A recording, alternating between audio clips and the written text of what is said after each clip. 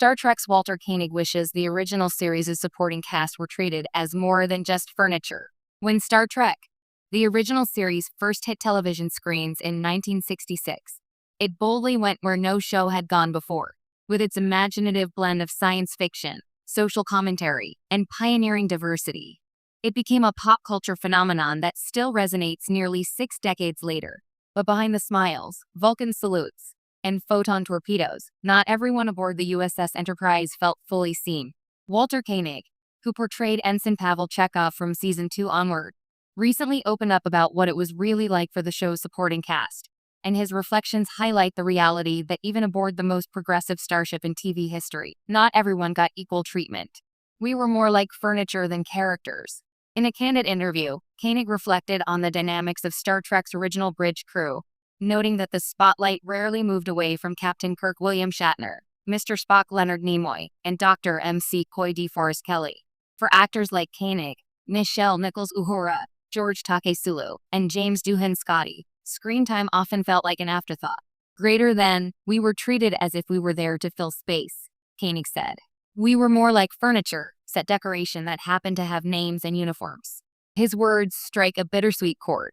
For many fans, Star Trek symbolized equality, a multicultural crew working side by side in a utopian future. Yet, behind the scenes, the supporting actors were still battling the same hierarchies and limitations of 1960s Hollywood. Koenig's reflection isn't bitter so much as it is honest. He has long spoken about how grateful he was to be part of Star Trek's legacy, but also how frustrating it was to sit at the navigation console episode after episode with little to do but press buttons and look concerned. Greater than, there was so much potential for those characters, he added, but the show never really took the time to explore it. A crew of icons, but not equals. It's easy to see why the writers prioritized the Kirk-Spock-McCoy triangle. The chemistry between those three characters, the impulsive captain, the logical Vulcan, and the emotional doctor, was the show's beating heart. Still, the supporting crew had unique stories waiting to be told. Uhura, played by Nichelle Nichols, was one of the first Black women on television in a position of authority. Yet her dialogue often consisted of repeating orders or patching through communications. George Takei Sulu and James Doohan Scotty, both beloved by fans, also spent long stretches confined to their stations.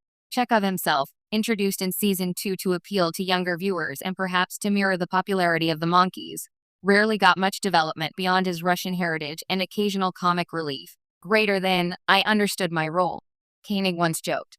But it would have been nice if Chekov had a life outside of pushing buttons. This sense of underutilization wasn't unique to Star Trek.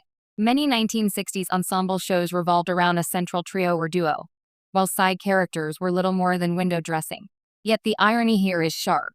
Star Trek prided itself on inclusivity, on imagining a future where everyone's voice mattered, and still, in its execution, it fell short of that vision. Progress in the final frontier. Thankfully, Star Trek's future installments learned from the limitations of the original. Later series like The Next Generation, Deep Space Nine, and Voyager gave every crew member depth, personality, and story arcs.